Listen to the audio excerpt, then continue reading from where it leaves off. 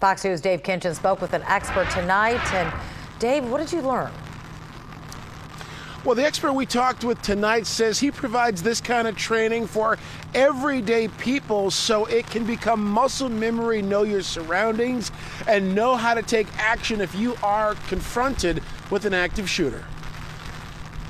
The memorial outside MSU's Union grows following Monday's mass shooting here and at a nearby building that claimed the lives of 3 students and injured 5 others. But as the school prepares for classes to resume next week, what can be done for the best chance of surviving an active shooter situation anywhere? Run, fight if you have to, and hide.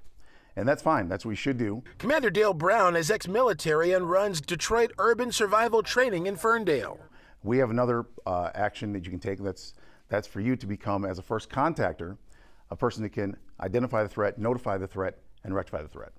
And as a result of that, you'll be able to be more effective at helping law enforcement bring to closure an active shooter situation. He says training amounts to your best chance of staying alive if you encounter an active shooter. One defense tool can actually be your phone. So we can take our phone just around the corner, and you can safely see who's around there if there's a gunman or any other threat without exposing your body. This technique is used by LAPD and their SWAT team, and this is one of the ways they corner so they can see what's around the corner. And if you don't have your phone on you, you can take your head and go quickly around the corner, and by doing that and then dropping down immediately, you're coming out of line of sight.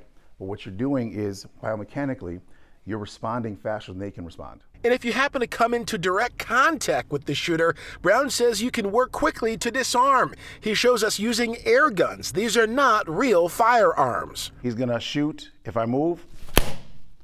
And the reason why that works is because the human brain takes 2,000 of a second to respond to stimulus. By the time he sees me move, I'm no longer in front of the barrel. Here's another approach. If he's pointing the gun here, instead of me being helpless, I'm gonna come up, push the gun down, peel him off by going into the eyes and pulling back. Now it doesn't matter how strong they are, they're gonna let this weapon go. And now you have the weapon. He has disarming techniques for pistols too. If a gunman has a pistol and it's a semi-automatic pistol, that means it has a slide on top. The way to stop from firing is to push to the rear. Anytime you do that, it comes out of battery. Another thing you can do is if there is a hammer, you can block the hammer and it cannot fire. Now, he stresses if you are able to get that weapon away from an active shooter, you have to get it in a safe place, throw it out or something, because he says that when police come in, there's immediate confusion. They may not know if you're the Good Samaritan or active shooter yourself, so you have to be very careful, a point he wants to stress. Reporting live, Dave Kinchin, Fox 2 News. Yes, we're taught to run and then hide and then fight these days, even kids.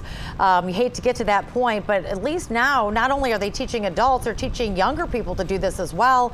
And it's important because you never know. Yeah, you really don't. And he cited examples where elderly folks have been able to stop shootings by grabbing a chamber or doing certain things and making it really part of muscle memory. So really, he says this is training that anybody can do. Once you train, you have the knowledge. Hopefully you don't need it, but if you do, it is there, he says. So true. All right. Thanks. Good advice, Dave. Yep.